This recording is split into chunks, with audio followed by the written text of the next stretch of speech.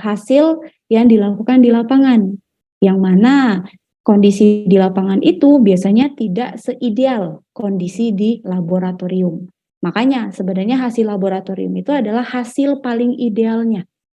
Ya, sama kayak Madatin. Madatin di lapangan sama di laboratorium, hasil maksimum atau ideal itu adalah hasil yang jenis didapat tanah di itu perlu adanya penyelidikan. Ya, makanya kalau Tapi kalian kamu masih ingat menguji dengan dulu di Semcon itu adalah gamma dominasinya dry lempung. di lapangan itu dibandingkan dengan gamma dry di ya, laboratorium. sehingga didapatkanlah Karena laboratorium ini adalah kondisi dominasi dihasilkan bahwa dia kondisi paling lunak. idealnya Nah, ini artinya apa yang gitu ya. Jadi mindsetnya adalah pengujian di lapangan itu diverifikasi dengan pengujian laboratorium. Ya, karena apa? Kalau pengujian di lapangan itu biasanya saat nguji langsung keluar hasil. Tapi pengujian laboratorium itu setelah pengujian lapangan selesai, sampel dibawa itu bisa memakan waktu 2 mingguan gitu ya. Jadi kegunaan dari laboratorium itu agar bisa memverifikasi apakah pengujian lapangan itu sudah benar atau belum ya. Oke, itu ya yang perlu kalian pahamin ya. Jadi kalau ditanya bisa atau tidak tergantung konstruksinya memang sudah cukup nggak diwakili oleh lapisan tanah tersebut. Karena kan kalau jalan kamu nggak butuh sampai jenis tanah 20 meternya tahu kalau jalan itu. Ya paling misal kamu butuh berapa meter dari subgrade-nya, kamu tahu jenis tanahnya. Nah, biasanya seperti itu. Oke? Itu. Oke ya.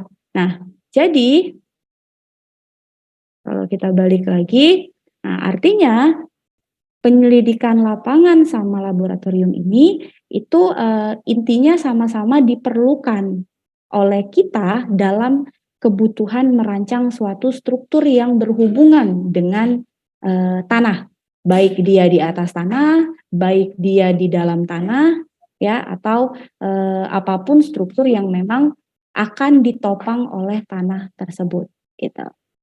Kebayang ya? Nah, artinya kalau kalian mau tubes nanti, berarti pertama yang harus kalian lakukan itu adalah punya dulu data penyelidikan tanah, baik itu laboratorium atau lapangan.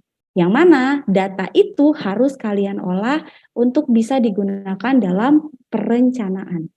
Ya, ingat, kalau data laboratorium itu udah jelas. Contoh, dia sudah jelas keluar nilai sudut gesek. Dia sudah jelas keluar nilai SU. Ya, tapi kalau data lapangan biasanya dia berupa pembacaan yang berbeda. Contoh sondir.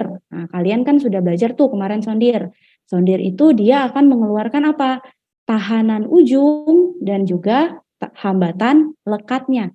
Nah, di mana ini itu harus diolah dulu agar tahu berapa kekuatan tanahnya, ya, apa jenis tanahnya, gitu. Ya, artinya ada proses interpretasi namanya ya, proses pengolahan data lapangan itu agar menjadi suatu parameter tanah dalam mendesain suatu konstruksi. Oke, sampai sini bisa dipahamin ya, seberapa penting parameter tanah itu dan dari mana datangnya parameter tanah tersebut. Nah, kalau dalam tugas besar pondasi itu teman-teman pasti akan dikasih data lab dan data lapangan, di mana teman-teman diminta untuk meninterpretasikan data lapangan tersebut agar data tersebut bisa digunakan sebagai dasar dalam merancang suatu pondasi. Oke? Ya, jadi kira-kira itu gambaran umumnya. Nah, ini kita bahas satu-satu. Cuma sebelum itu, ya seperti biasa, saya menyampaikan sedikit dulu tentang pembobotan nilai ya. Jadi karena kita punya tugas besar, jadi di sini tugas besar itu akan bernilai 30%. Oke, artinya bobotnya jauh lebih besar daripada nilai UTS ataupun nilai UAS. Ya, jadi silakan nanti dimaksimalkan ya, dan saya tekankan di sini kalau misalnya di kelas ini atau di kelas manapun ada yang terindikasi menjoki lagi, itu otomatis akan saya beri nilai E. Ya, jadi tolong hindari tindak kecurangan apapun terkait dengan tugas besar ini. Oke, dan juga untuk tata tertib ini sama ya seperti perkuliahan sebelumnya terkait keterlambatan 15 menit. Ya, jadi silakan nanti kalau misalnya sudah lebih dari 15 menit, tolong kita sama-sama sadar untuk tidak mengganggu jalannya perkuliahan. Oke? Oke, nah pertama,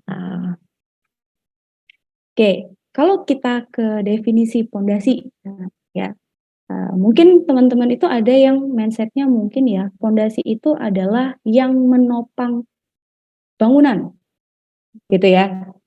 Ya, dia yang menopang bangunan, gitu. Menopang struktur di atasnya. Ya, benar ya, nggak salah. Memang pondasi itu menopang. Tapi sebenarnya tidak hanya pondasi yang menopang. Yang menopang itu juga adalah tanah dasarnya. Ya, oke. Jadi pondasi itu adalah si strukturnya yang dia punya kekuatan dan dia mendistribusikan beban dari beban di atasnya. Ya, contoh mana nih? Ya, contoh seperti ini. Ini ada kolom.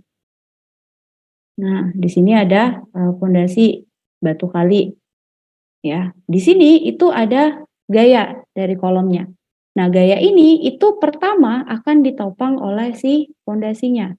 Nah, tapi pondasi ini ya dinyatakan aman ketika apa? Ketika gaya yang bekerja di dasar pondasi itu bisa ditopang oleh tanah dasarnya. Ya, jadi tidak hanya pondasi yang berfungsi di sini, tapi juga tanah. Gitu ya. Jadi juga tanah juga berfungsi. Nah, cuman bedanya adalah kenapa kita butuh pondasi? Karena kan pondasi ini adalah material yang kaku. Yang artinya apa? Dia cenderung tidak akan berubah bentuk gitu ya istilahnya ya, sehingga dia bisa dengan baik mentransfer beban dan menahan struktur di atasnya. Ya, jadi ini sebenarnya mirip kayak lapisan perkerasan. Jadi ada yang pertama menerima bebannya, tapi sebenarnya bebannya akan terdistribusi kepada lapisan 2 ya dan juga lapisan subgrade-nya. Ya, jadi prinsipnya sama. Dia mentransferkan bebannya. Oke? Gitu ya. Nah, sehingga apa? Nah, sehingga seberapa besar pondasinya itu akan sangat bergantung satu dengan seberapa besar beban. Itu udah jelas. Makin besar beban, makin besar yang harus dimiliki untuk menahannya. Nah, yang kedua adalah kondisi tanahnya, ya. Nah, logikanya seperti ini. Kalau tanahnya lunak, secara logika artinya dia akan bisa menopang beban yang lebih kecil daripada tanah yang kuat. Gitu kan ya? Kita paham ya. Contoh spons sama kayu misalnya, ya. Spons dia mungkin supaya tidak terjadi pemadatan, dia cuman bisa menopang satu satu buku misalnya gitu. Tapi kalau kayu mungkin dia bisa menopang sampai 20 buku pun dia tidak akan mengalami penurunan atau tidak akan rusak, tidak akan hancur gitu. Nah, ini mirip ya. Jadi tanah pun juga seperti itu. Ketika tanahnya kuat, maka dia akan bisa menopang beban lebih besar daripada tanah yang lemah gitu. Nah, sehingga apa? Kondisi tanah ini menjadi poin utama yang teman-teman harus ketahui sebelum membangun konstruksi apapun yang berhubungan dengan tanah. Gitu. Sehingga kalian harus kenal tipe tanahnya itu yang seperti apa. Ya. Dan kalian harus tahu bahwa tanah itu tidak seragam. Ya, artinya apa? Titik di sini sama titik di sini itu aja bisa berbeda. Mungkin kalau titik di sini tanah lempungnya 10 meter, titik di sini bisa jadi 7 meter, 8 meter, atau bahkan 20 meter. Ya, jadi dia punya kondisi tanah yang berbeda, pelapisan tanah yang berbeda, kekuatan tanah yang berbeda, bahkan pada satu titik yang sama. Apalagi titiknya berbeda. Ya, jadi kalian perlu ingat bahwa kondisi tanah itu berbeda karena dia tidak homogen. Ya, pasti dia jenisnya beda, bisa jadi jenisnya sama tapi kekuatannya beda, bisa jadi jenisnya beda, kekuatannya juga beda, atau bahkan kekuatannya sama. Gitu. Nah, untuk bisa tahu seberapa variatifnya suatu tanah itu, kita bisa dapat dari penyelidikan tanah. Ya, jadi kita bisa tahu dari penyelidikan tanah. Jadi penyelidikan tanah ini adalah fondasi sebelum teman-teman bisa tahu fondasinya apa, dangkalkah, dalamkah, dimensinya seberapa besar, tiangnya berapa banyak. Nah, itu akan bergantung dari kondisi tanahnya. Makanya jangan heran, mungkin ada orang yang misal kayak gedung di ITERA, mungkin ada yang bisa pakai pondasi cuman 1 tiang, 1 kolom. Tapi ada yang di gedung lain mungkin butuh 2 sampai 3 tiang dalam 1 pile cap gitu. Ya, karena memang kondisi tanahnya berbeda, di luar bebannya juga berbeda. Tapi dengan kondisi beban yang sama pun itu juga bisa menghasilkan desain yang berbeda tergantung dengan kondisi tanahnya. Oke.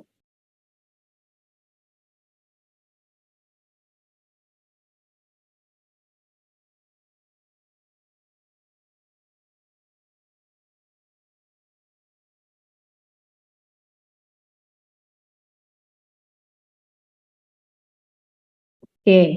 Nah, sekarang kita balik lagi ke Mektan 1 dan Mektan 2. Nah, kalian sudah kenal itu kan ya? Kita tahu bahwa dari Mektan 1 dan Mektan 2 itu kita bisa secara melalui pengujian, melalui analisis, kita bisa tahu bagaimana sifat fisik dan mekanik dari suatu tanah. Sifat fisik itu apa? Sifat fisik itu yang kita gunakan untuk mengklasifikasikan tanah. Masih ingat ya, kalau WSCS kamu butuh PI, kamu butuh LL, kamu butuh analisis saringan. Ya. Tapi kalau di mekanik, kita bicara soal kuat gesernya, kita bicara soal penurunannya, ya, apalagi pemadatannya, gitu. Nah, itu semua adalah pengujian-pengujian, ya, untuk mengetahui bagaimana karakteristik atau jenis tanah yang ada di lokasi tersebut. Oke. Ya, jadi kita nanti butuh berat isinya seperti apa, dari suatu tanah berat jenisnya gimana, kadar airnya seperti apa, gradasinya gimana, ya, sampai ke bagaimana plastisitasnya.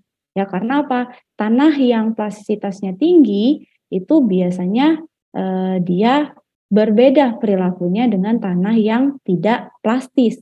Ya, contoh tanah pasir dan tanah lempung. Oke, karena apa? Kalau dia tidak plastis, biasanya dia cenderung berperilaku seperti pasir yang dia tidak punya kohesi, tapi dia punya gesekan antar butirannya. Itu kalau dari fisiknya, artinya output dari fisik ini ya itu berkaitan dengan jenis tanahnya. Nah, parameter seperti berat isi, berat jenis, ya PI-nya, gradasi itu kita perlukan dalam mengidentifikasi si tanahnya kita. Ya. Dan juga contoh kayak berat jenis butuh buat apa? Untuk mencari berapa tegangan vertikalnya, tegangan total ataupun tegangan efektifnya. Gitu. Oke, nah lalu kalau di sifat mekaniknya itu kaitannya ke kepadatan, ya, dimana kalau kepadatan berarti ada kaitannya dengan gamma dry dan juga W optimumnya. Permeabilitas ini juga ada nilai K, ya, permeabilitas ini nanti kaitannya ke waktu, ya, karena secara logika semakin permeable suatu tanah, semakin cepat dia bisa mengalirkan air. Ya, dan juga ada parameter konsolidasi, kohesi, dan juga sudut gesek. Ya, di mana kita bisa mengukur, ya, kalau kohesinya tinggi, maka biasanya dia punya daya lekat yang tinggi. Kalau daya lekatnya tinggi, dia punya kekuatan yang lebih besar. Itu ya. Oke. Oke. Nah, jadi pendidikan tanah itu dia dibagi jadi dua kan ya, ada lapangan, ada laboratorium. Tadi juga sudah saya jelaskan, dengan adanya pendidikan tanah itu kalian bisa tahu bagaimana jenis tanah, bagaimana pondasi itu, apakah pondasinya harus dalam atau pondasinya harus dangkal, atau berapa kuat daya dukung si pondasinya. Terus kalau misalnya dibebanin nanti turunnya seperti apa, muka air tanahnya di mana, ya, dan juga sampai ke menentukan metode konstruksi. Nah, ini mungkin cukup baru buat kalian. Apa hubungannya penyelidikan tanah dengan metode konstruksi? Ada yang tahu nggak? Apa kira-kira hubungannya penyelidikan tanah itu dengan metode konstruksi? Ada yang bisa kasih pendapat?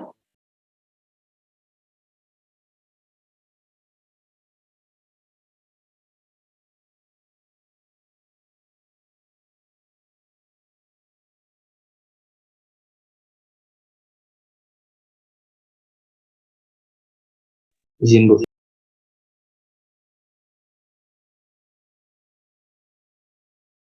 Ya, silakan. Ini menurut saya, kalau menurut saya Bu, treatment untuk di tanah itu pasti beda-beda Bu, apalagi tanah-tanah yang memiliki kadar air lebih Bu. Jadi metode pelaksanaan konstruksi di setiap jenis tanah itu pasti berbeda-beda Bu. Gitu Bu. Makasih Bu. Berarti menurut kamu karena jenis tanahnya beda, berarti perilakunya juga beda gitu ya, Alex ya? Iya Bu. Oke. Oke, boleh yang lain. Kalau ada pendapat lain silakan.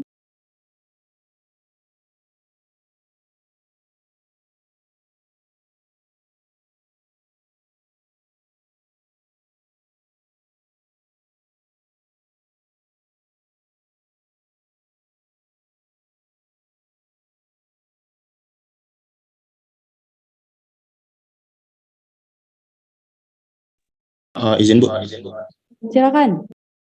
sebelumnya izin memperkenalkan diri Bu, nama saya Haikal David Adnan, NIM akhir 175 dari kelas C Bu.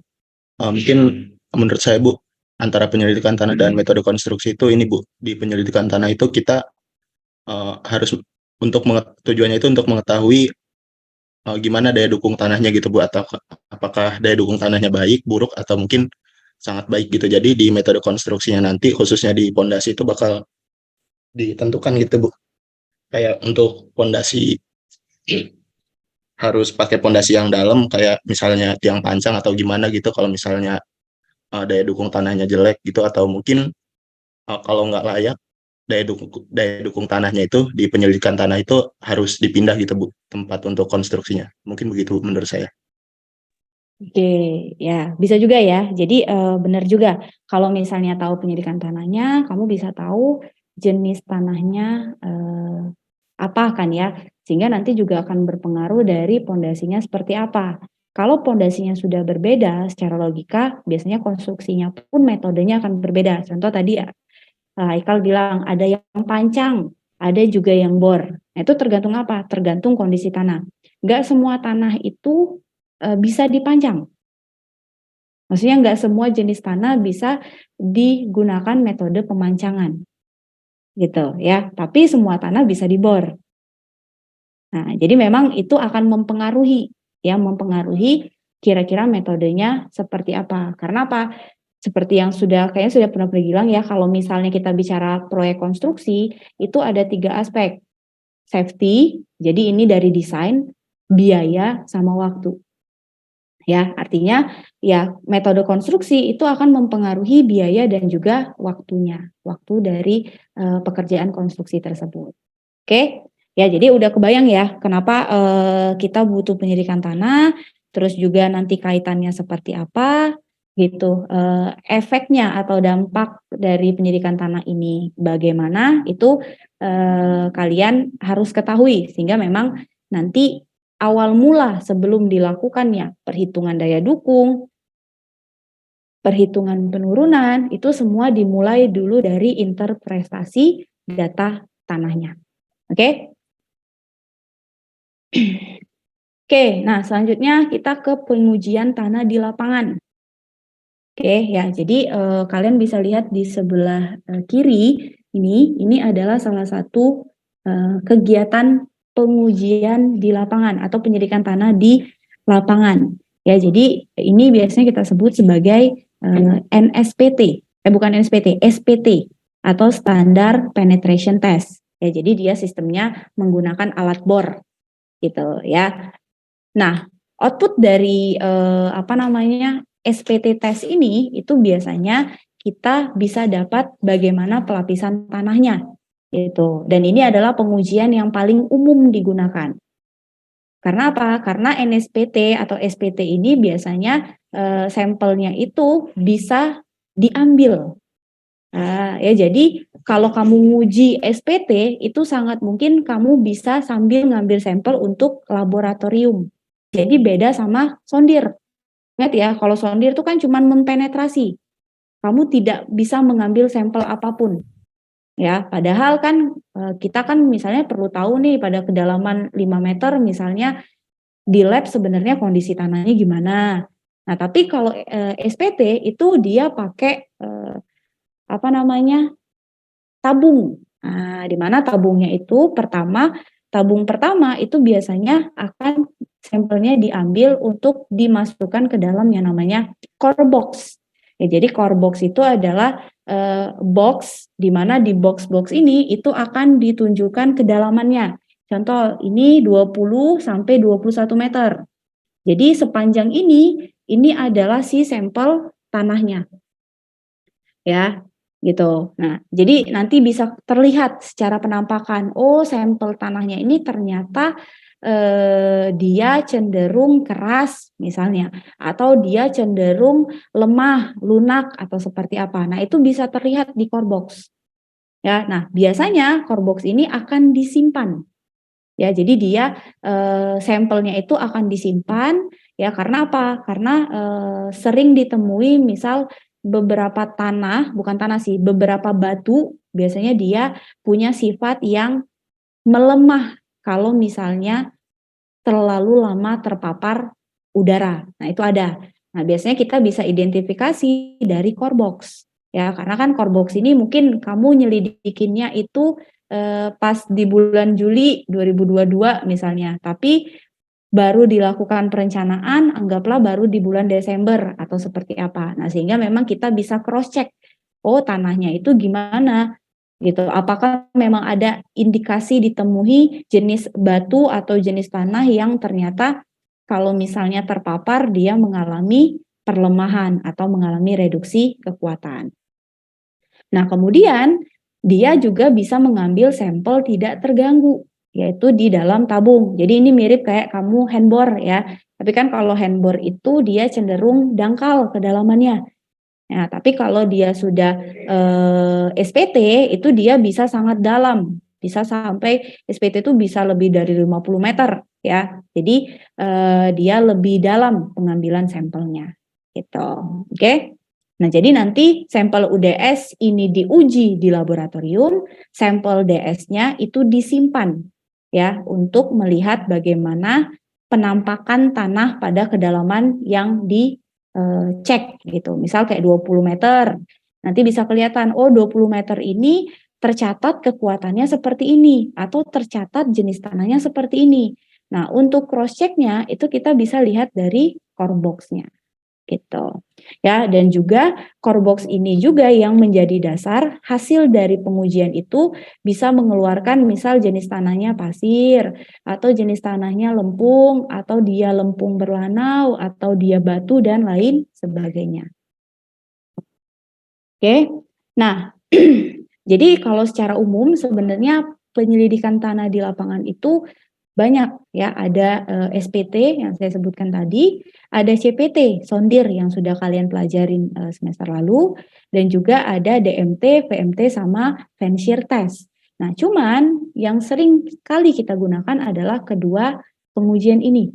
Ya, jadi kalau 3 pengujian ini itu bisa digunakan, tapi memang umumnya yang orang gunakan adalah 2 pengujian ini. Alasannya kenapa? Ya lebih ekonomis dan dianggap memang sudah sangat cukup kok untuk digunakan dalam menghasilkan parameter ataupun menghasilkan pelapisan dari suatu tanah. Jadi yang akan kita fokuskan adalah kedua jenis pengujian ini, yaitu SPT dan juga CPT. Oke? Nah, pertama kita masuk ke CPT. Jadi memang CPT itu dia murah, ya itu udah jelas ya. Jadi kenapa sering digunakan? Karena itu ekonomis. Ya, dan juga memang jenis tanahnya bisa digunakan pada jenis-jenis tanah yang cukup lunak. Ya. Nah, tapi kekurangannya adalah dia itu kalau sudah ketemu batu, kerikil, nah itu dia sudah otomatis menganggap bahwa itu adalah lapisan tanah keras. Gitu. Karena apa? Karena kan ujung konusnya itu dia lancip ya. Jadi ujung konusnya sondir itu dia lancip. Jadi anggaplah di sini ada batu kerikil. Nah, waktu dia mau penetrasi itu udah nggak bisa masuk, nggak bisa ditembus sama dia.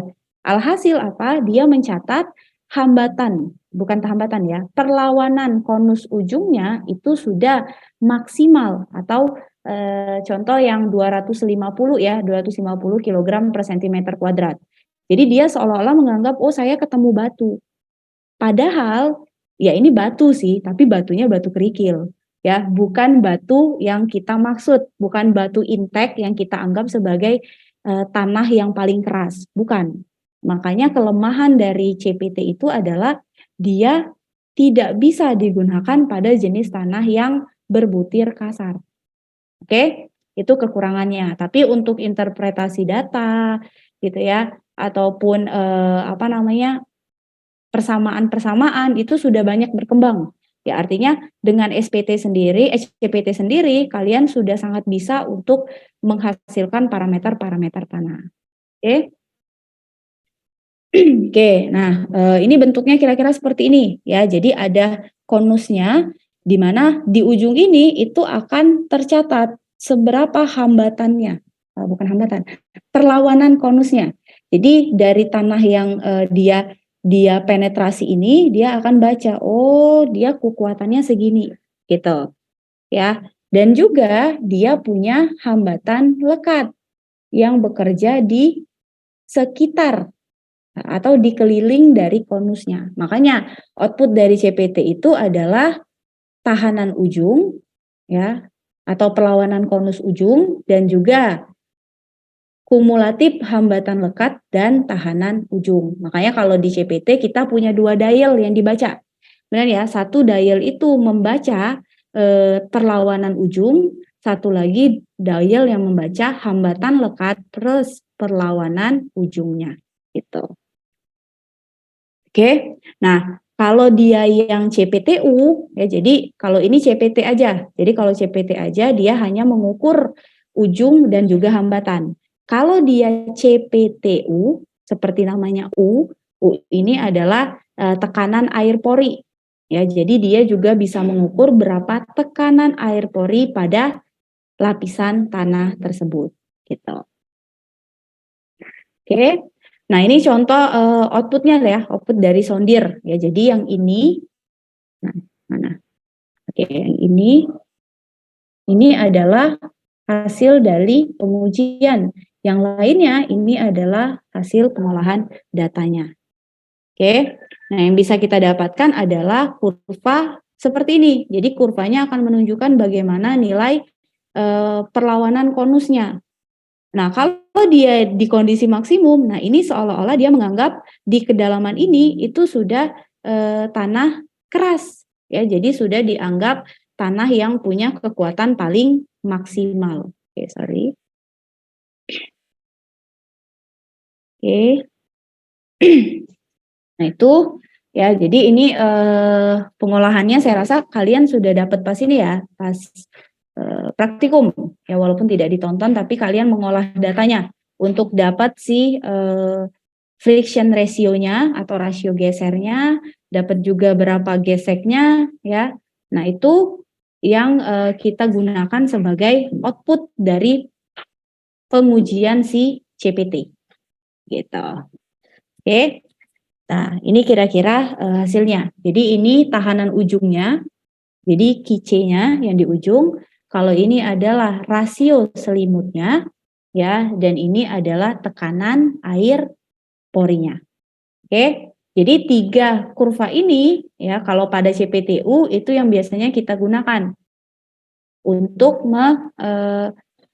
pertama untuk menentukan jenis tanah setiap lapisannya, dan juga yang pasti untuk mengelompokkan dia menjadi beberapa jenis atau beberapa pelapisan tanah. Ya, contoh kayak gini, ini kan kelihatan ya, QC pada kedalaman 0 sampai 5 ini kan kurang dari 10. Nah, ini berarti dia jenis tanahnya pasti lebih lemah dibanding pada kedalaman 5 sampai 14. Nah, kira-kira seperti itu. Oke. Oke, nah sekarang yang penting adalah pertanyaannya, kalau saya punya QC setiap kedalaman. Nah, terus dari QC ini harus saya apakan supaya saya bisa gunakan dalam perencanaan? Nah, jawabannya adalah teman-teman harus menginterpretasikannya menjadi beberapa parameter yang memang diperlukan. Apa parameter yang diperlukan? Yang pasti adalah parameter kuat geser tanah. Ya, itu. Ya, artinya kamu bisa mengukur tanah ini kuat atau tidak ya dari kuat gesernya. Makin besar kuat gesernya, makin tahan dia menahan gaya atau menahan geser yang akan bekerja atau geser yang bisa menyebabkan kegagalan pada suatu struktur. Gitu ya. Dan juga kamu juga perlu parameter-parameter seperti kompresibilitasnya, ya, atau parameter konsolidasinya, karena kamu perlu mengestimasi kira-kira turunnya seperti apa. Ya, karena pada suatu konstruksi daya dukung atau kemampuan tanah untuk menahan beban itu perlu diperhitungkan berbarengan juga dengan penurunan yang akan terjadi. Ya, jadi nggak bisa, misal kamu punya struktur, oh intinya tanah saya bisa nopang struktur. Oh, udah cukup. Tapi tidak mempertimbangkan nanti dia turun, karena penurunan itu bisa terjadi dalam jangka singkat ataupun dalam jangka panjang. Yang artinya ketika ada konstruksi di atas dengan kondisi tanah yang bisa turun, dia bisa mengalami apa? Kerusakan strukturnya seiring dia dibebanin gitu. Makanya daya dukung ya atau kemampuan tanahnya dan penurunan itu adalah 2 hal yang memang harus diperhitungkan atau harus diestimasi kalau kamu mau membangun suatu struktur di atas ataupun di dalam tanah gitu. Oke. Nah, tabel ini sebenarnya menunjukkan seberapa baik sebenarnya output dari CPT itu untuk menghasilkan beberapa parameter-parameter tanah. Contoh seperti kita fokusnya ke ini ya, parameter kuat geser misalnya. Contoh SU itu pada clay ini cukup baik kalau kamu mau menginterpretasinya dari data sondir. Ya, jadi kenapa cukup baik? Ya karena memang banyak persamaan yang sudah dikembangkan gitu ya untuk mendekati output dari CPT menjadi suatu parameter kohesinya atau undrained shear strength-nya gitu. Nah, sama halnya pada tanah pasir. Pada tanah pasir kuat gesernya itu kan ditandai dengan friction angle atau sudut geseknya atau sudut geser tanahnya. Nah, ini pun juga cukup baik diinterpretasi atau didekati dengan data dari CPT. Ya, jadi tabel ini itu menunjukkan seberapa baik, di mana dia mengukurnya ya karena entah itu ada persamaan yang sudah berkembang ataupun memang pernah ada studi-studi yang dilakukan untuk membandingkan, misalnya kalau misalnya dari pengujian lab dengan apa yang diinterpretasi dari data lapangan gitu ya. Nah, mungkin jadi pertanyaan, kenapa sih Bu kita harus menginterpretasi? Kenapa enggak kita lakukan uji lapangan, terus kita lakukan juga uji lab, ya? Nah, sebenarnya kalau idealnya adalah seperti itu. Misal, kamu dapat contoh kayak ini ya, anggaplah di sini ternyata ada 3 jenis tanah, ya, ada 1, 2, 3, gitu. Anggaplah lah satu jenis tanah ini punya kekuatan yang sama, kalau kita lihat dari QC-nya, ya. Nah, kenapa enggak kita uji aja di sini, terus supaya kita bisa dapat berapa parameter tanahnya, di sini juga kita uji supaya kita dapat parameter tanahnya, di sini juga kita uji. Ya, memang harapannya bisa ideal seperti itu. Nah, tapi kadang ini tidak dilakukan adalah karena belum tentu dalam satu hasil penyelidikan itu dia hanya menghasilkan misalnya 1 sampai 3 parameter yang berbeda atau 3 jenis tanah yang berbeda. Karena biasanya pelapisannya itu akan sangat bervariatif ya, sehingga sulit untuk kita uji semua karena itu kaitannya ke biaya ya. Sedangkan sebenarnya hasil penyelidikan tanah lapangan sendiri sebenarnya diizinkan untuk bisa didekati dengan persamaan-persamaan yang ada. Gitu. Ya, jadi sebenarnya kalau bisa ideal ya kita mau ada penyelidikan laboratorium karena kita tidak perlu mendekati data lapangan itu menggunakan persamaan-persamaan. Ya karena istilahnya mendekati maka sebenarnya belum tentu 100% sesuai. Tapi kalau laboratorium karena diuji di laboratorium dengan sampel yang sebenarnya maka kemungkinan keakuratannya lebih tinggi dibanding kamu melakukan interpretasi. Gitu. Oke, nah lalu hasil CPT pun juga sebenarnya dari beberapa penelitian itu menyatakan masih sangat baik kok kalau misalnya kita gunakan untuk mendesain pondasi. Ya, baik itu jenis tanahnya pasir, mau jenis tanahnya lempung ataupun jenis tanah lainnya gitu. Maksudnya yang gabungan, contoh kayak pasir berlempung berlanau misalnya gitu. Itu masih sangat bisa digunakan. Dalam perhitungan daya dukung pun juga ya. Tapi memang kalau penurunan sebenarnya kalau penurunan apalagi misalnya kasusnya adalah penurunan seperti konsolidasi. Nah, itu memang kita perlu data kompresibilitas tanahnya atau output dari konsolidasi. Nah, sehingga memang kalau penurunan itu harus disupport oleh data laboratorium. Oke. Nah, jadi secara umum sebenarnya CPT sudah cukup untuk kita menghasilkan bagaimana pelapisan tanah dan juga menggunakan hasil dari CPT itu dalam perencanaan pondasi gitu ya atau perhitungan daya dukung. Oke. Nah, kemudian kalau CPT itu dia beda dengan SPT. Ya, jadi kalau SPT seperti saya bilang tadi karena dia ada sampel yang bisa diambil, akhirnya apa? Bisa diamati sampel itu. Contoh kayak ada sampel itu kan kelihatan tuh, oh ini pasir, oh ini batu. Nah, sehingga apa? Sehingga bisa ditentukan jenis tanahnya apa. Nah, tapi kalau CPT itu kita harus mengolah datanya dulu baru kita masukkan ke dalam kurva. Nah, ini kan teman-teman kemarin pas Mektan sudah melakukan ya. Itu pakai soil behavior curve-nya ya. Jadi kalian pakai kurva yang seperti ini. Nah, di mana kalian mengeplotkan berapa friction ratio-nya, berapa con resistance-nya, sehingga nanti kalian bisa tahu dia terkategori ke dalam jenis tanah apa. Walaupun kalau kalian lihat memang ini kurang detail ya mengklasifikasikannya. Maksudnya misal dia masuk ke kategori nomor 6. Nomor 6 itu kan menyatakan bisa jadi dia lanau berpasir atau dia lanau berlempung. Nah, sehingga ini memang kurang begitu akurat untuk mengklasifikasikannya. Namun dengan adanya ini sebenarnya kita sedikit terbantu untuk mengetahui apakah dia tanah yang lempung atau dia tanah yang pasir. Oke. Nah, cuman memang kurva SBT ini itu dibagi dua. Ada yang non-normalized chart, ada yang normalized. Bedanya apa? Kalau yang normalized ini dia dikoreksi, kalau saya bilang ya bahasanya, dikoreksi terhadap tegangan vertikal upper bordernya atau sigma P efektifnya.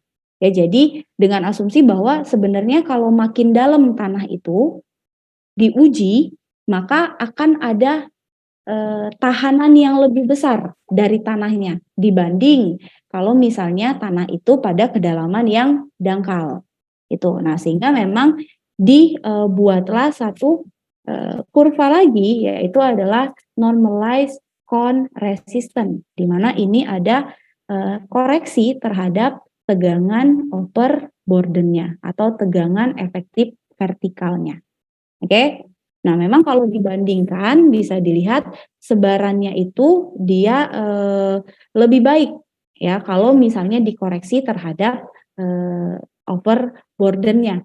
Ya, jadi kalian bisa bandingkan kurva yang sebelah kiri yang non normalized dengan kurva sebelah kanan yang di normalized terhadap dengan sigma P-nya gitu. Oke. Nah, kemudian parameter yang kita butuhkan seperti saya tekankan tadi ya, satu, kalian perlu parameter kuat gesernya. Artinya kalian pada tanah pasir kalian butuh sudut gesek, pada tanah lempung kalian butuh SU-nya. Ya, atau kalau tanahnya itu bisa jadi mengandung kohesi dan juga sudut gesek pada kasus tanah yang OC. Gitu kan ya. Oke. Nah, sehingga memang ini ada persamaan-persamaan yang bisa kalian gunakan. Nah, ini kalian bisa gunakan dalam penentuan parameter kuat geser tanahnya. Contoh, ini ada rumus untuk mendapatkan SU atau undrained shear strength-nya. Ya, di mana QT ini adalah tahanan ujungnya atau konus perlawanan konus ujungnya dikurang dengan tegangan vertikalnya. Ya, ini bukan efektif ya, artinya tegangan vertikal totalnya. Oke, dibagi dengan suatu koefisien, di mana koefisien ini dipengaruhi oleh plastisitas dan juga sensitivitas. Atau umumnya orang menggunakan 15. Gitu ya, jadi SU ini bisa kita dekati dengan persamaan ini. Nah, sehingga apa? Sehingga yang tadi awalnya dia bentuknya adalah perlawanan, sekarang dia bisa diubah menjadi satu parameter kekuatan yang bisa kita gunakan dalam perencanaan fondasi. Oke. Ya, jadi OCR pun juga bisa didekati. Nah, namun di sini yang perlu saya tekankan adalah CPT itu bisa kalian gunakan untuk mendekati parameter kuat geser, tapi tidak untuk mendekati parameter konsolidasi. Ya, karena biasanya tidak sesuai. Makanya parameter konsolidasi itu masih perlu adanya pengujian laboratorium. Walaupun persamaannya ada, cuman secara pengaplikasiannya kadang dia tidak sesuai dengan teori yang ada. Misal contoh, OCR itu sejatinya adalah makin ke bawah, OCR-nya makin rendah. Ya, masih ingat ya OCR itu apa? OCR itu kan adalah perbandingan antara beban yang dia terima dulu dengan beban dia sekarang. Nah, secara logika, kalau anggaplah dulu tanah, ya tanah, terus ada bangunan, terus bangunan ini dihancurkan. Kan sebenarnya yang akan berdampak banyak itu adalah lapisan permukaannya. Karena semakin ke bawah distribusi beban itu akan semakin kecil. Itu kita pahamin ya. Sehingga secara logika memang efek beban yang dahulu itu pasti besarnya di atas. Nah, sehingga OCR itu makin ke bawah dia akan semakin turun, bahkan sama dengan 1. Makanya kalau misalnya kita menggunakan korelasi seperti ini, kadang pola itu tidak ditemui. Ya, jadi pola yang biasa ditemuin itu sangat variatif kalau kamu dekati dengan persamaan. Makanya khusus untuk konsolidasi memang kita sarankan untuk kalian bisa mengambil data di laboratorium. Oke? Oke, terus ini ada sudut gesek. Sudut gesek pun juga kita bisa pakai kurva yang di sebelah kiri, ya. Jadi banyak persamaan yang bisa digunakan. Oke, sampai CPT dulu. Silakan kalau ada pertanyaan, saya persilakan.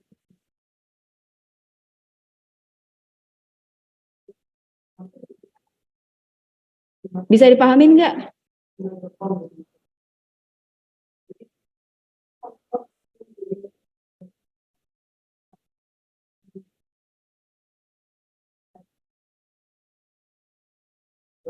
Bisa dipahamin nggak?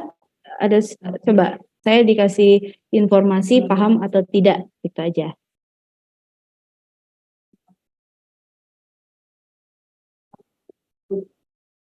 Paham, Bu. Paham. Satu orang dari 85 orang?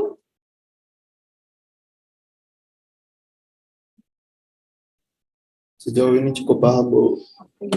Oke. 2 orang dari 85 orang? Yang lain gimana? Paham, Bu. Oke, 3 orang nih baru. 82 orang lainnya? Silakan kalau misalnya nggak paham, bukannya ditinggalkan ya. Saya dengar dari beberapa pihak gitu ya, kalau online itu, kalau misalnya udah nggak ngerti, udah tinggalkan. Tidak usah didengar lagi apa yang selanjutnya. Nah itu jangan. Ya, harusnya kalau kalian nggak ngerti yang saat ini, tanyain. Ya.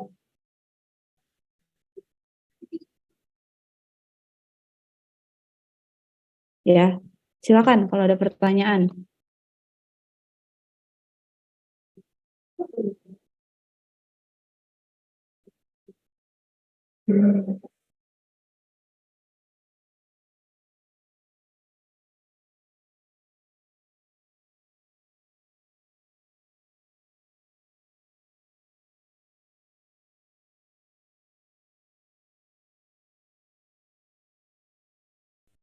Oke, berarti kalau bisa nanti kita uji lah ya di ujung. Oke, kita lanjut ke SPT. Ini SPT. Perhatikan baik-baik ya. Jadi SPT itu adalah standar penetration test. Jadi kalau CPT dia konus masuk ya kayak pensil. Ini misalnya tanah. Nah ini masuk dipenetrasi ke dalam tanah, gitu ya. Tapi kalau SPT dia sistemnya adalah bor, ya. Artinya kalau ngebor itu kamu menggali istilahnya atau kamu mengeluarkan tanah dari dalam suatu lubang, gitu kan ya. Bedanya kebayang ya, kalau penetrasi itu sekedar masukin, kalau ngebor tuh kamu ngambil. Nah, sistem dari SPT itu adalah dia punya namanya split sampler. Jadi ini bentuknya tabung. Nah, tabung itu akan dipukul. Jadi ini adalah hammer. Nah, jadi hammer itu akan dipukul. Nah, tabung ini itu punya panjang 45 cm. Ya, 45 cm. Nah, tabung ini itu akan dipukul, anggaplah ini tabung ini akan dipukul 1, 2, 3 sampai berapa pukulan, di mana setiap 15 cm masuk itu akan dicatat berapa pukulan yang diperlukan. Gitu, ya. Jadi, misal 15 cm masuk, oh butuh 3 pukulan, dicatat N1 sama dengan 3. Gitu, ya. Lalu dipukul lagi 15 cm selanjutnya. Oh, butuh 5 pukulan. Berarti 5. Lalu dipukul lagi 15 cm selanjutnya, nanti didapatkan berapa jumlah pukulannya. Gitu. Nah, nilai N ini itu adalah nilai NSPT. Ya. Ya, nilai NSPT. Ya, di mana nilai NSPT ini bisa kita gunakan untuk apa? Untuk kamu mengukur ya seberapa kuat tanah kamu. Gitu. Ya, jadi sistemnya seperti ini. Tahap 1 masuk dulu 15 cm. Nanti bisa kita ukur, oh berapa pukulan. Tahap 2 masuk lagi 15 cm dan seterusnya. Gitu ya. Nah, nilai NSPT itu adalah nilai N2 ditambah nilai N3. Itu, atau NSPT itu adalah jumlah pukulan per 30 cm masuknya. Ya. Jadi 15 cm pertama ini dianggap masih apa ya? Masih ada gangguannya. Jadi tidak diperhitungkan dalam nilai NSPT. Itu ya. Jadi secara logika sekarang saya tanya sama kalian, kira-kira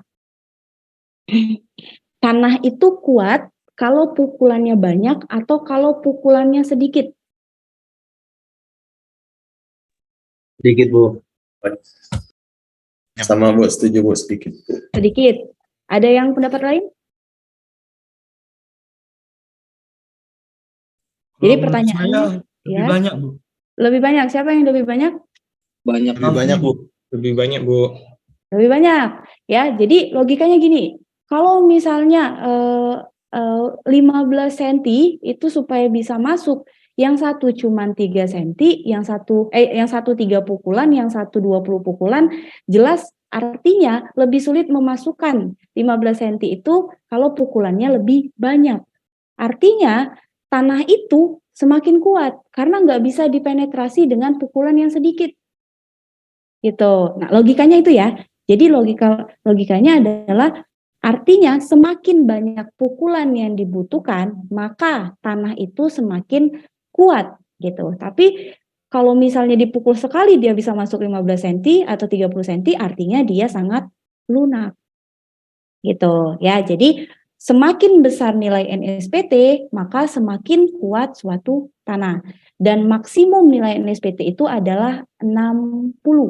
Ketika 60 ini tercapai, maka kita bisa kategorikan dia sebagai tanah yang sangat keras atau kadang kita sebut sebagai batu. Gitu ya. Oke, jadi perlu kalian ingat dalam NSPT makin banyak pukulannya berarti makin sulit tanah itu untuk terpenetrasi atau untuk dibor atau untuk ditembus gitu. Oke? Bisa dipahamin ya? Oke, nah lalu sistemnya itu dia menjatuhkan ya. Nah ini contoh dari si split spoon samplernya. Jadi ini adalah tabungnya, tabung yang dipukul. Ya, jadi tabung yang dipukul ke dalam tanah. Oke, nah jadi SPT ini itu juga pengujian yang sangat suka orang ya. Karena apa? Karena dia murah, pengerjaannya mudah, hasilnya cepat. Jadi dia cenderung mudah dan juga dia tidak seperti CPT. CPT itu kalau kena kerikil udah chaos dia. Jadi dia udah menganggap bahwa itu adalah batu. Nah, tapi kalau kalau SPT dia bisa menembus batu bahkan. Ya. Jadi dia bisa sampai tanah dengan konsistensi yang sangat keras. Nah, jadi itu kelebihan dari SPT ya, dan juga pengklasifikasian tanahnya itu biasanya dilakukan memang berdasarkan dari fisik tanahnya ya. Jadi gimana bentuknya, gimana warnanya, gimana teksturnya ya, itu dia bisa menentukan kondisi tanahnya. Oke, jadi dia memang lebih detail ya kalau memberikan hasil pelapisan tanah gitu. Oke, dan juga memang pendekatan-pendekatan untuk menghasilkan korelasi-korelasi itu dia sudah banyak berkembang. Jadi kita nggak susah lagi. Kalau misalnya ada data NSPT, gimana supaya bisa dipakai ngedesain fondasi, dia sudah punya banyak penelitian untuk menghasilkan parameter-parameter tanah gitu. Nah, cuman kalau CPT itu kan biasanya dipenetrasi per 20 cm. Nah, tapi kalau SPT biasanya dia per 2 meter ya. Jadi dia mukulnya itu di kedalaman tertentu. Jadi enggak di sepanjang, misal kamu punya 10 meter. Enggak di sepanjang 10 meter ini dia 45 cm masuk, 45 terus, enggak. Tapi dia akan dipukul hanya pada kedalaman-kedalaman tertentu, kayak per 1 meter atau per 1,5 meter, ya. Jadi dia tidak menerus, gitu. Beda sama SPT. Kalau SCPT itu dia menerus. Per 20 cm dia catat semua. Ya, nah tapi kalau SPT dia tidak menerus. Jadi dia hanya dilakukan pada kedalaman-kedalaman tertentu. Biasanya intervalnya sama. 1,5 meter, 1,5 meter semua. 2 meter, 2 meter semua. Gitu ya. Dan biaya pengujiannya itu hitungannya adalah per titik atau per panjang. Nah, biasanya kadang vendor-vendor itu bukannya seperti itu. Per titik kamu mukul atau per kedalaman. Misalnya 30 meter, oh 30 meter itu segini. Kalau misalnya 60 meter berarti segini gitu. Biasanya seperti itu. Oke? Oke. Ya, ini teknik pengeboran nanti kalian bisa cari tahu aja ya. Lihat videonya lah supaya misalnya tahu gimana di lapangan itu orang ngebor. Ya, atau kalau nanti KP, nah, biasanya kan kalau KP ini kayaknya penyidikan tanah tuh nggak mungkin dapat ya. Ya, atau kalian bisa lihat aja lah ya, nanti di Google gimana bentuknya. Nah, jadi kalau kalian pahami tadi ya, berarti kan NSPT itu akan sangat dipengaruhi oleh apa? Energi yang diberikan. Benar nggak? Misal ya, saya punya satu hammer yang anggaplah dia beratnya itu 50 kilo. Satu hammer lagi 50 kilo. Tapi hammer A ini dia buatan Cina. Nah, buatan Cina ya.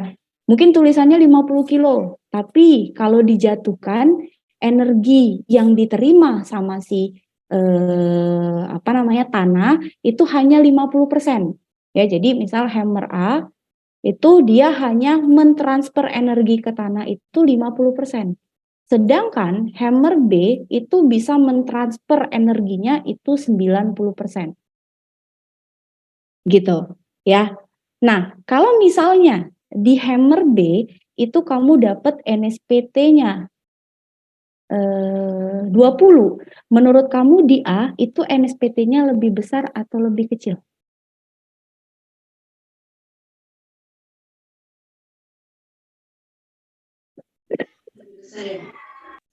Izin menjawab, Bu.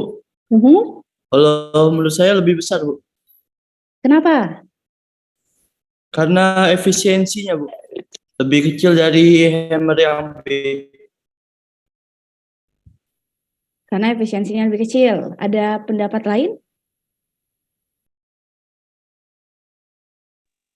Kalau menurut saya lebih kecil, Bu. Lebih kecil. Kenapa? Yang diterima itu cuma 50% ya, Bu ya. Jadi otomatis nilai dari ininya lebih ketukan pukulannya lebih sedikit, Bu, daripada yang B. Karena energinya lebih sedikit, pasti ketukannya lebih sedikit. Iya, benar, Bu. Oke, ada pendapat lain? Izin, Bu.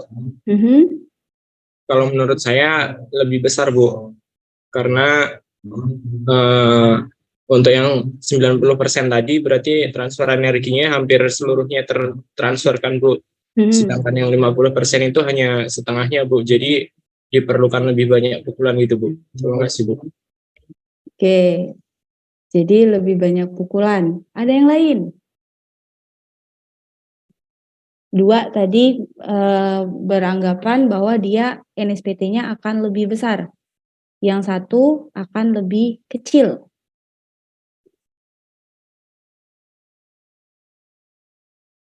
Ada pendapat lain? Silakan.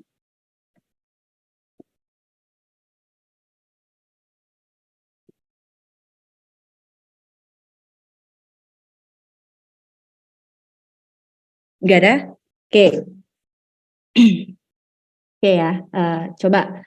Tadi kita balik ke analogi awal. Artinya semakin banyak jumlah pukulan, dia artinya semakin kuat. Gitu kan ya? Oke, semakin sedikit jumlah pukulan, maka dia semakin lemah. Nah, cuman Kalau misalnya energi yang diterima oleh tanah, satu itu besar, satu itu kecil, ya, satu itu besar, satu itu kecil, anggaplah yang besar ini dia ternyata tanah itu kalau energinya besar, dia hanya bisa menerima 20 pukulan. Nah, tapi kalau misalnya energi yang terjadi kecil dengan kondisi tanah yang sama, maka secara logika dia butuh pukulan yang lebih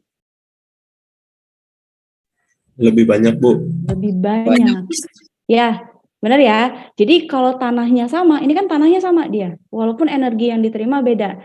Ya, makanya kalau dia energi hammernya rendah, ya, atau efisiensi hammernya rendah, dia pasti akan menghasilkan pukulan yang lebih besar. Sehingga apa resikonya? Resikonya adalah kalau kamu menguji SPT dengan hammer efisiensi rendah, kamu bisa menganggap tanah itu sudah keras, padahal sebenarnya dengan jumlah pukulan yang berbeda, dengan efisiensi yang berbeda, dia itu lebih kecil sebenarnya SPT-nya. Nah, makanya memang penggunaan hammer itu harus hati-hati ya dalam pengujian SPT. Nah, untuk mengcover itu kita biasanya lakukan yang namanya koreksi NSPT ya. Jadi koreksi NSPT ini itu kita mengkoreksi dari rasio energinya ya. Jadi jelas koreksinya akan lebih kecil pada hammer yang punya rasio energi lebih besar. Tapi kalau rasio energinya lebih kecil, nah dia akan menghasilkan nilai koreksi yang lebih besar ya. Jadi untuk mengcover terjadinya transfer energi yang tidak sama dengan yang seharusnya atau yang dilabeli dari si hammernya, maka biasanya kita lakukan koreksi. Nah, koreksinya itu biasanya kita sebut sebagai N160 atau N60. Intinya dia 60%. Nah, energi itu dikoreksi dari tergantung hammer yang digunakan gitu ya. Jadi sebaiknya memang sebelum dilakukan suatu desain atau sebelum dilakukan interpretasi dari data pengujian itu perlu dilakukan koreksi dulu ya. Jadi dikoreksi dulu agar menghindari tadi over confidence ya. Jadi karena hammernya sebenarnya jelek, seolah-olah kedalaman 5 meter itu udah batu. Padahal pada kenyataannya dia belum sekuat itu. Gitu ya.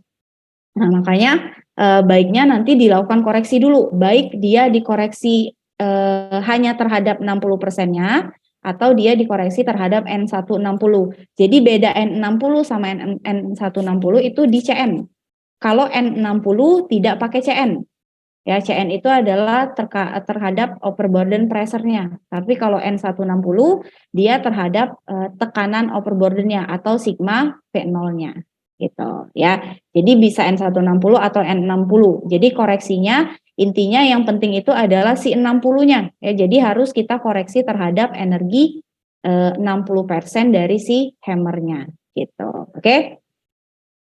Oke, nah lalu untuk interpretasinya kalau dari gambar dari tabel ini memang terlihat kayak lebih rendah daripada sondir ya. Tapi sebenarnya sekarang itu yang lebih sering orang interpretasikan dan lebih suka digunakan ya karena berdasarkan pengalaman memang cukup sesuai itu malah penggunaan SPT ya. Jadi penggunaan SPT itu lebih dipilih dibandingkan sondir ya. Jadi lebih dipilih daripada sondir ya. Jadi mungkin ini penelitian yang lama ya. Jadi seolah-olah dia cukup tidak disarankan karena poinnya hanya sedang sampai dengan sampai dengan rendah gitu. Ya, cuman sebenarnya persamaan SPT ini sudah banyak berkembang dan lebih percaya diri digunakan daripada korelasi untuk sondir gitu. Oke, nah ini banyak tabelnya ya. Jadi contoh ini kalau sudut gesek ya, sudut gesek itu tergantung dari NSPT-nya. Misal kamu dapat NSPT di kedalaman 5 meter itu 10. Nah, artinya jangan 10 ya. 5. Artinya dia masuk ke kategori loose atau lepas. Ya, dan juga dia memiliki sudut gesek berkisar antara 28 sampai 30. Ya, jadi pendekatannya seperti itu. Dari NSPT dia bisa mengeluarkan nilai sudut gesek. Gitu, ya. Atau bisa juga pakai tabel ini, ya. Dari tabel ini juga kita bisa lihat berapa besar sudut geseknya. Oke. Oke, terus ini kekakuannya, ya. Jadi ini modulus elastisitas, gitu, ya. Ini yang saya tunjukin mungkin hanya beberapa, tapi sebenarnya masih banyak korelasi-korelasi lain yang bisa kalian gunakan. Ya, kalau misalnya butuh untuk perhitungan tubes nanti, kalian bisa download buku yang namanya Correlation. Ya, dia punyanya Springlink ya Pak ya, gitu. Ya, bukunya warna merah, kalian bisa cari. Ya, jadi di situ kumpulan korelasi. Semua rumus-rumus korelasi yang mulai dari yang lama sampai yang baru itu dirangkum di sana. Oke. Nanti coba deh saya share di Google Classroom ya. Oke. Lalu ini juga ada tabel, ada kurva ya untuk cari SU-nya. Ya, jadi cari SU berdasarkan nilai NSPT. Jadi banyak sekali kurva-kurva yang memang dikembangkan untuk bisa digunakan dalam mendekati hasil SPT itu dengan parameter yang kita butuhkan. Oke, nah jadi sebenarnya penentuan parameter tanah itu sebenarnya mudah ya teman-teman ya. Jadi jangan sampai seperti tubes tahun lalu alasan menjoki karena tidak di ACC korelasinya. Ya, jadi itu menurut saya hal yang sangat simple ya. Jadi karena korelasi itu sebenarnya kalau udah ada rumus ya udah tinggal pakai. Selama rumus yang kamu gunakan memang sudah sesuai. Kalau salah seharusnya tinggal ganti rumus. Nah, sesimpel itu. Ya, jadi jangan sampai korelasi membuat kalian memutuskan untuk bertindak curang. Oke, ya lalu sama bisa digunakan untuk desain dalam geoteknik. Oke, sampai CPT dan SPT sudah bisa dipahamin bagaimana outputnya, apa keuntungannya, dan juga secara singkat terkait bagaimana pengujiannya. Bisa dipahamin? Bisa, Bu. Oke. Lanjut kalau gitu. Saya masih ada 1 jam lagi ya. Oke. Kalau gitu kita lanjut ke lab. Nah, mungkin lab ini nggak usah terlalu banyak ya. Saya membuat kalian mengingat lagi. Ya, jadi kalau di laboratorium kalian sudah ada di Mektan 1 sama Mektan 2.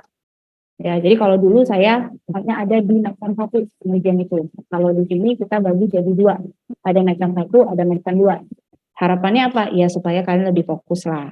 Kalau udah dibagi 2, artinya bebannya itu kan dikurangi tuh. Ya, kalau saya dulu jadi 1 di Mektan 1. Nah, artinya kalian harus paham ya terkait laboratorium. Tadi ada 2, ada fisik, ada mekanik.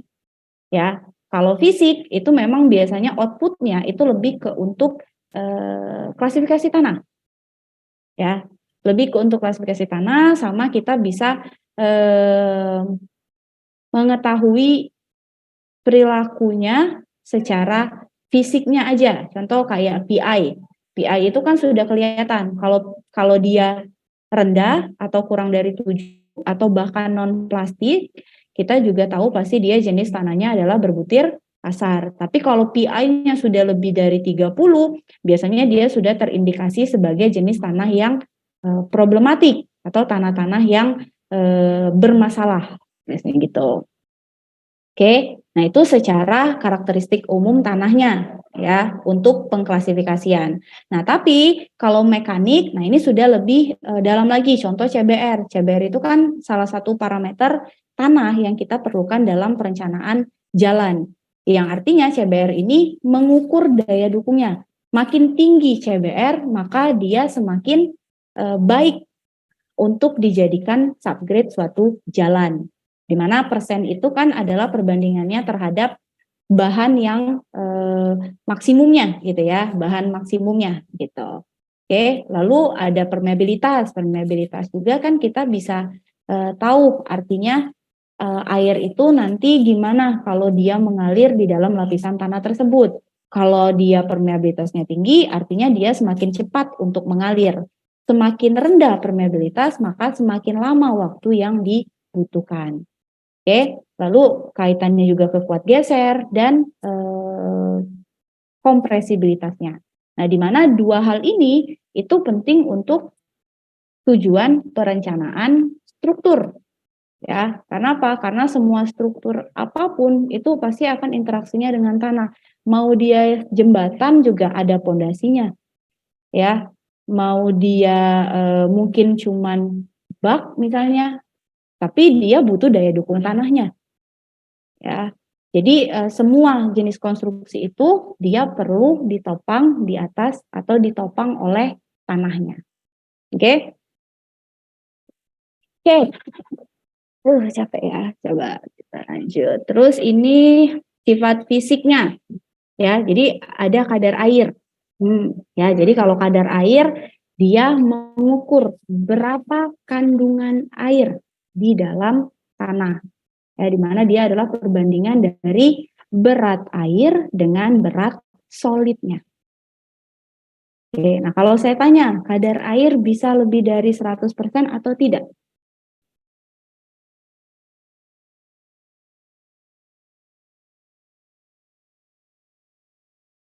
Menurut kalian, kadar air bisa lebih dari 100% atau tidak?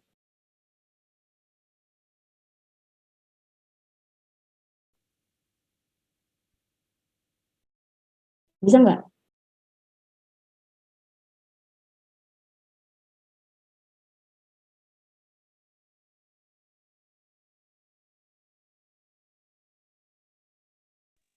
Mungkin tidak, Bu. Kenapa? Tidak, Bu. Tidak. Kenapa tidak? Soalnya kalau 100% tuh udah dalam bentuk cair nggak sih, Bu? Jadi Dalam bentuk cair. berat tanahnya udah kayak nggak ada lagi, kayak 0% itu. Berat tanahnya 0%? Menurut saya sih. Iya, nggak apa. Yang lain? Ya, ingat, kadar air itu, mana tadi sih? Kadar air itu adalah berat air dalam tanah dibagi dengan berat solid. Mungkin atau tidak dia lebih dari 100%?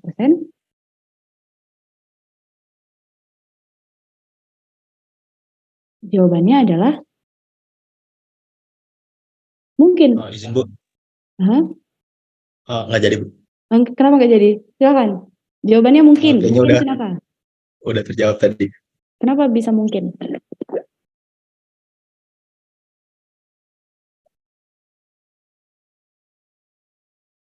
Mungkin karena ini, Bu, itu batas teoritisnya. Jadi bisa memungkinkan untuk kadar air itu sama dengan 100%, Bu. Oke. Ya, jadi sebenarnya gini, kadar air itu sangat mungkin lebih dari 100%. Kan? Artinya kalau lebih dari 100% itu adalah kandungan air itu lebih banyak dari solid yang ada. Itu sangat mungkin. Ya, contohnya pada jenis tanah gambut. Gambut itu bahkan bisa punya kadar air sampai 2000%. Ya. Itu ada, 500% juga ada. Ya, jadi kadar air itu tidak dibatasi 100% maksimum karena pembaginya adalah berat solid, bukan berat total.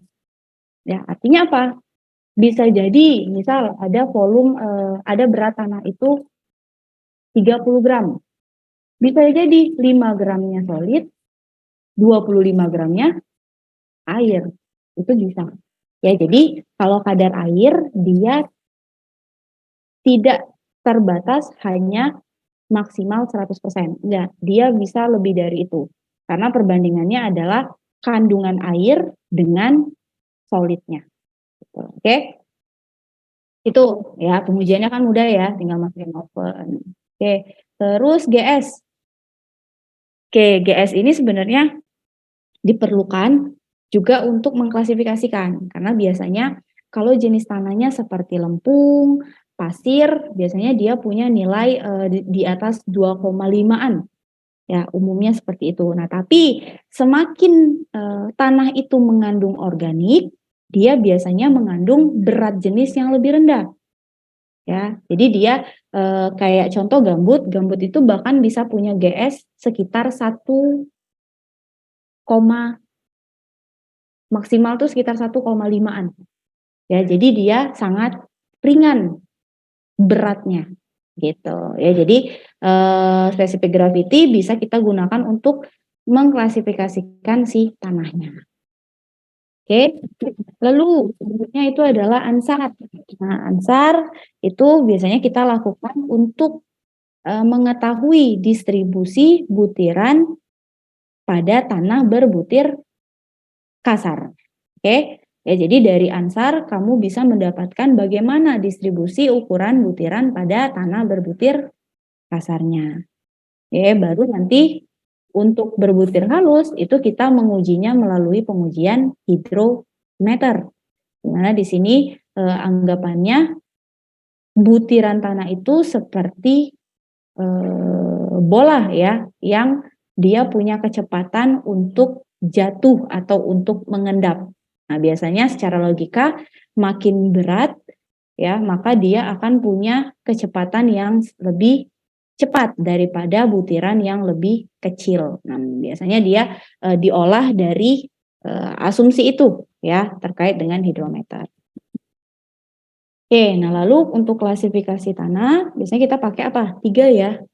USDA. USDA ini bisa mengklasifikasikan hanya 3 jenis tanah, yaitu pasir, lempung, dan lanau. Jadi dia tidak bisa untuk kerikil. Nah, jadi kalau pakai USDA dia tidak bisa memperhitungkan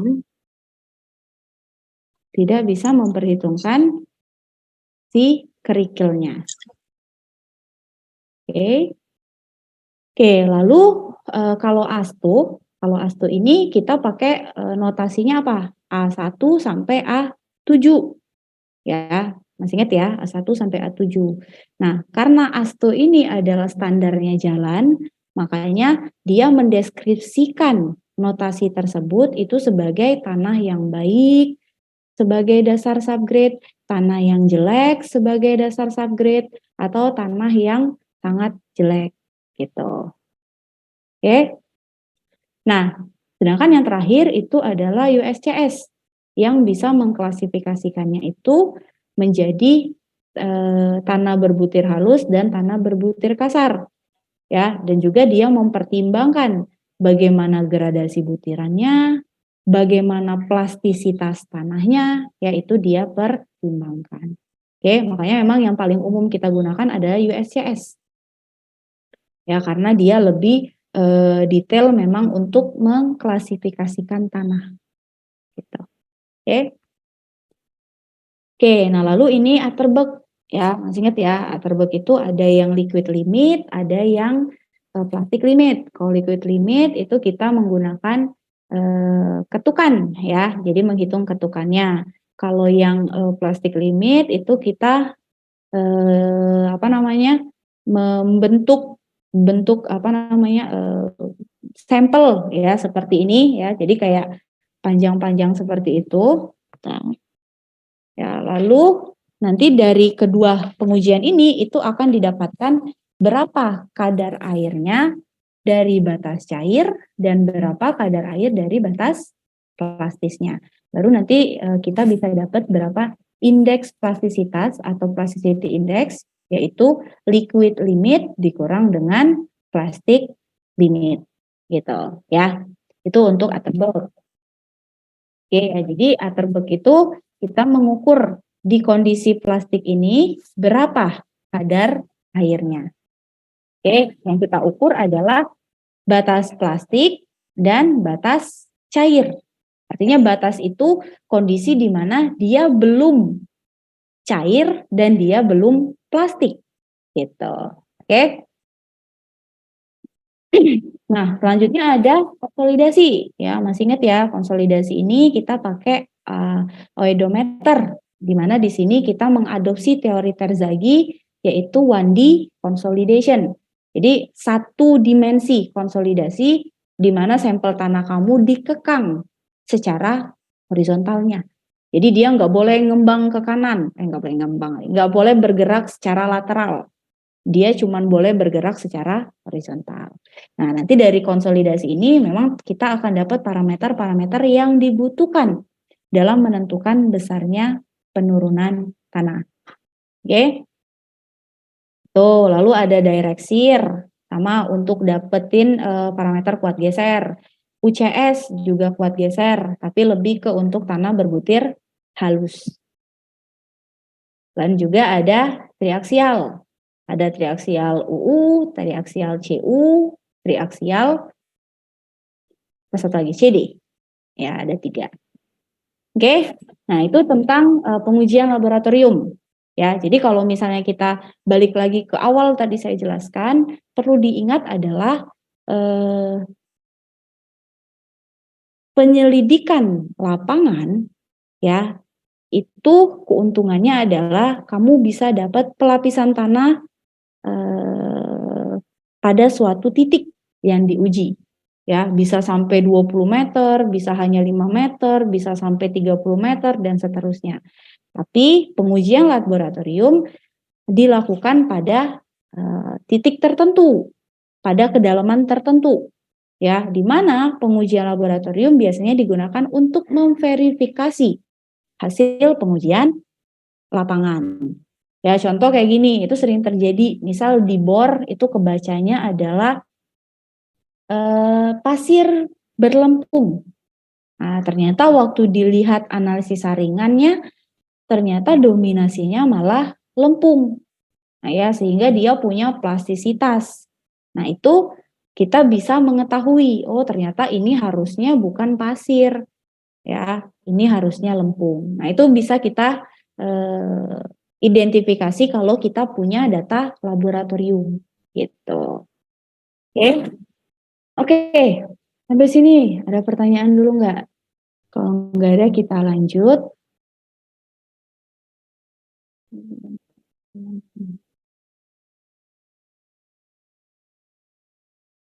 Oke, bisa dipahamin berarti ya. Oke, nah sekarang pondasi dari Tubes Rekpon itu pertama selain korelasi adalah stratifikasi tanah.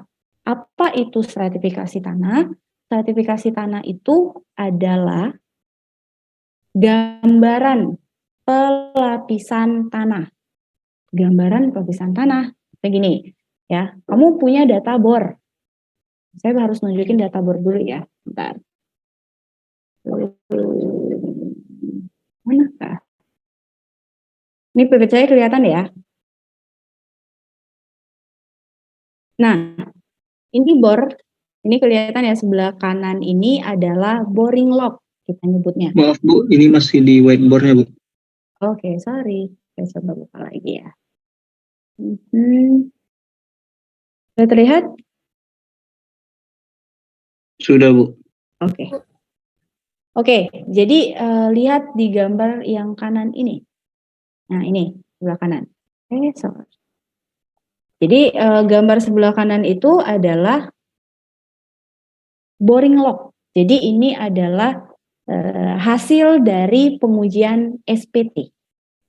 Apa informasi yang bisa kalian dapatkan? Yang pasti kita lihat dari atas.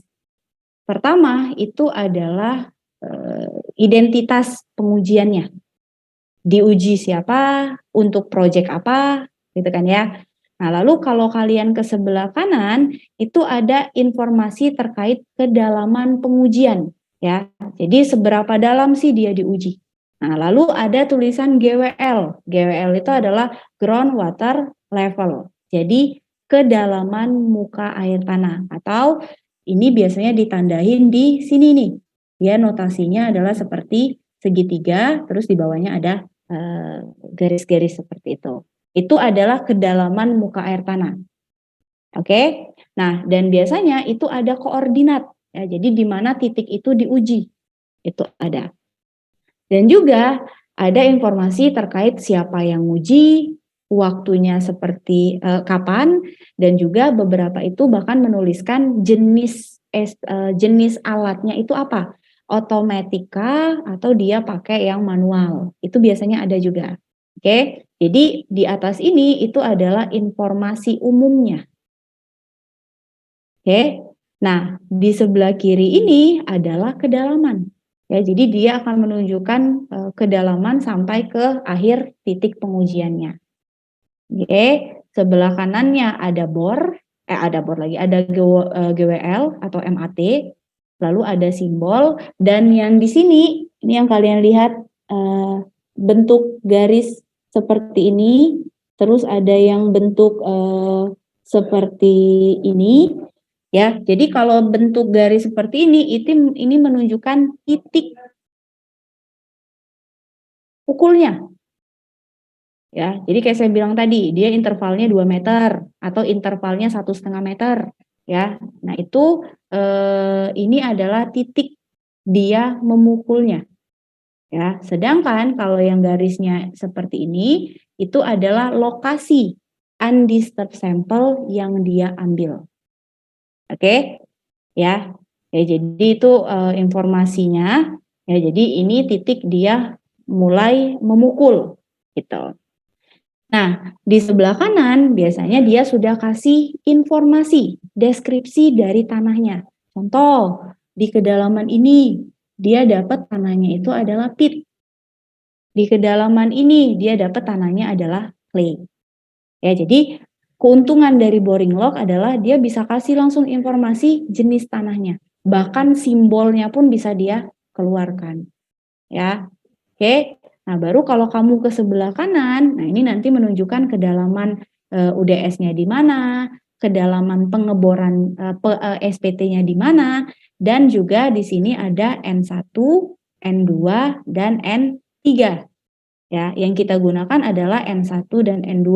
Nah, kecuali kalau pada tanah yang sangat lunak, biasanya dia hanya bisa membaca N1.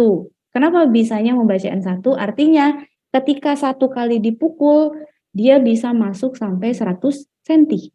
Ya, jadi 1/100 ini artinya satu kali mukul dia masuk 100 cm. Ya, itu. Ya, artinya ya nggak bisa lagi kamu mukul 15-nya, karena udah masuknya malah 100 cm, bukan 15 cm lagi. Gitu. Nah, berbeda kalau misalnya tanahnya sudah agak lumayan baik. Nah, itu bisa terbaca pukulan pertama, kedua, dan ketiga. Nah, baru NSPT yang kita gunakan adalah yang ini, yaitu adalah kumulatif dari N1 dan N2 dan N3. Oke? Nah, itu. Nah, lalu di sebelah kanannya itu adalah jadi sebelah kanan ini adalah kurvanya. Itu ya. Kebayang ya, hasil boring log itu akan seperti ini. Jadi nanti kalian kemungkinan pas tubes akan dikasih beberapa jenis data boring log yang harus diolah sendiri. Ya, jadi kalau tubes itu nanti ini ada bangunan nih. Tanahnya nanti gini. Ini data bor, ini data SCPT, ini data lab. Silakan desain fondasi. Nah, pertanyaannya simpel, ya.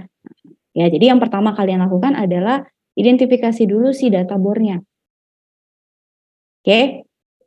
Oke, ini untuk data bor ya. Bisa dipahamin ya terkait data bor. Nah, bagaimana kalau misalnya ada data bor seperti itu? Bagaimana stratifikasi tanah? Jadi stratifikasi tanah itu tujuannya adalah mengilustrasikan sebenarnya. Mengilustrasikan bagaimana pelapisan tanah di lokasi kamu. Ya, contohnya gini. Ini tampak atas ya. Ini tampak atas. Saya punya lahan nih 100 kali 100. Saya lakukan penyelidikan tanah di titik ini, BH1. Ini BH2. Nah, sekarang pertanyaannya adalah bagaimana stratifikasi tanahnya?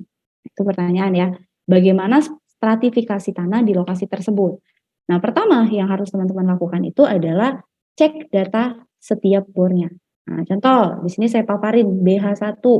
BH1 itu berdasarkan data bor dia didapatkan 0 sampai 2 meter itu clay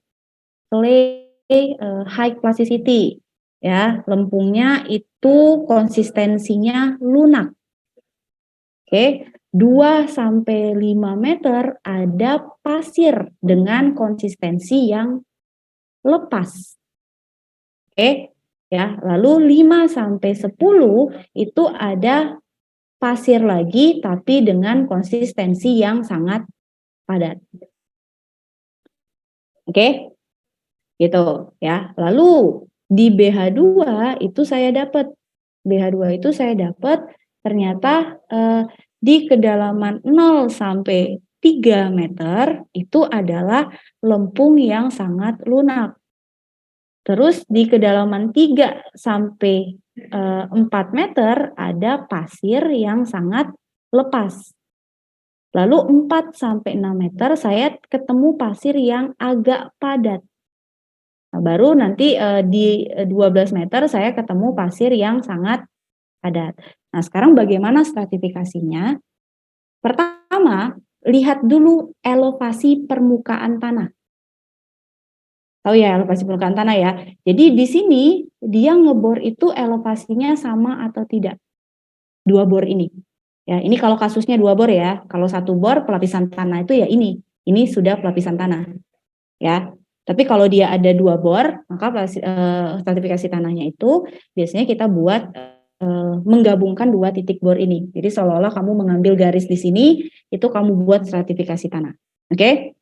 Jadi tentukan, anggaplah di sini elevasinya sama-sama 0. Artinya kamu buat garis 1, di sini BH1, di sini BH2. Oke? Nah, artinya kamu plot lagi. Oh, di BH1 ini dia 0, 2, 0, 5, 0, di sini 10. Di BH2 itu ada 0, 3, 4, 6, dan 12. Nah, stratifikasinya adalah kelompokan lapisan yang sama. Artinya 2 ke 3 meter itu sama. Berarti ini adalah lempung lunak. Oke? Lalu pasir lepas itu kedalaman 5 di BH1, kedalaman 4 di BH2. Artinya pasir lepas. Nah, lalu ditemuin ada pasir agak padat. Ya, itu 4 sampai 6 meter. Artinya di BH1 nggak ada pasir agak padat. Artinya hanya di BH4. Pasir agak padat. Nah, baru 10 sampai 12 meter ini adalah lapisan pasir yang padat.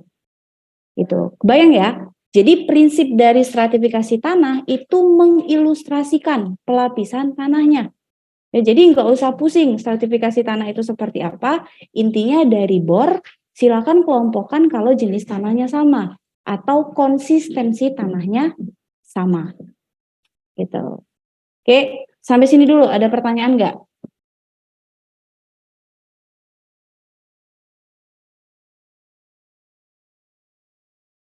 Bisa dipahamin nggak ini terkait dengan stratifikasi tanah?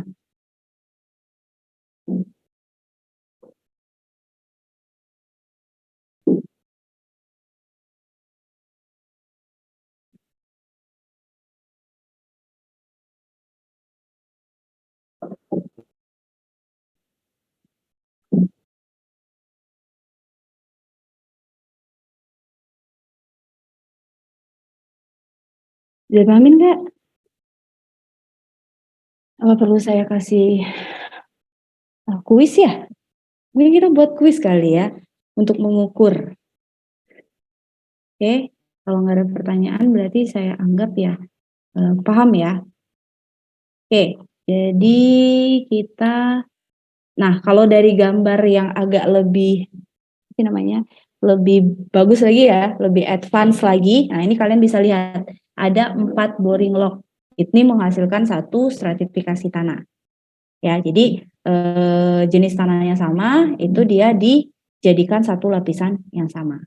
Oke, ini salah satu contoh. Oke, silakan siapkan kertas Anda, ya, kertas Anda, siapkan pena Anda, penggaris Anda. Kita mulai kuis. Ya, oke. Mungkin jangan mengambil dari data ini, saya coba ambil satu data boring log. 2 lah ya, bentar, silakan siap-siap dulu. Gimana ya?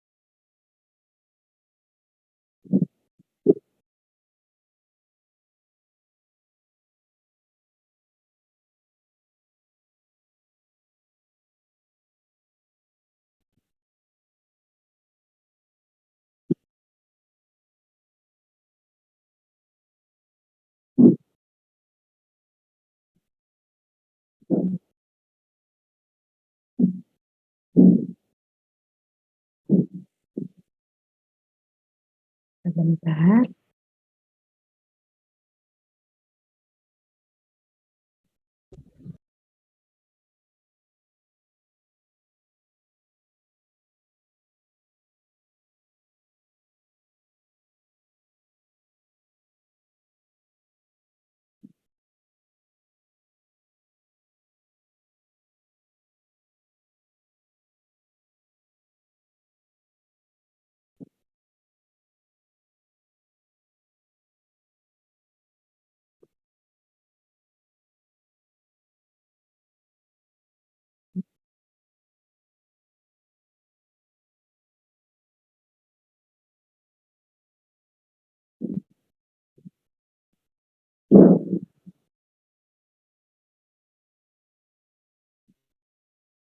Oke, udah siap?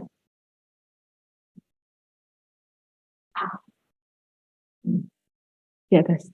Sudah siap? Ayo dong dijawab dong. Punya mulut kan? Tidak, Bu. Sudah. Oke. Biasakan dijawab ya. Oke. Di atas, di atas. Oke, saya kasih waktu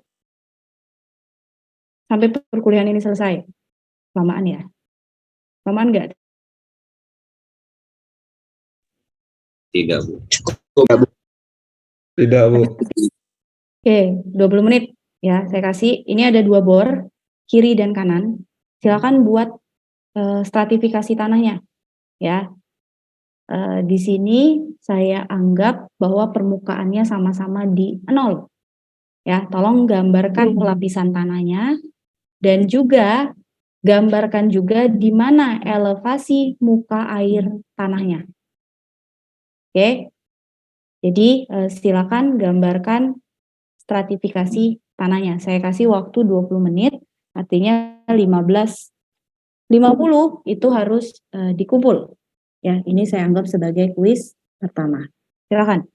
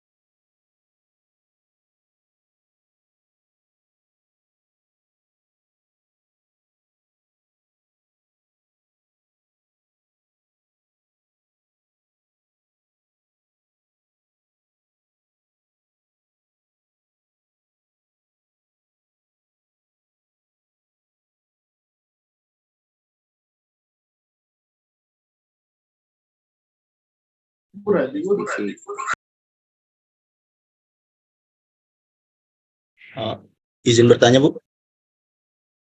Silakan. Berarti ini gambarnya kayak yang tadi gitu ya, Bu ya, sebelahan Iya. gitu. Iya, sebelahan ya. Jadi dia satu sertifikasi itu satu komponen. BH Abutmen 1 dan si peer satunya. Oke. Silakan.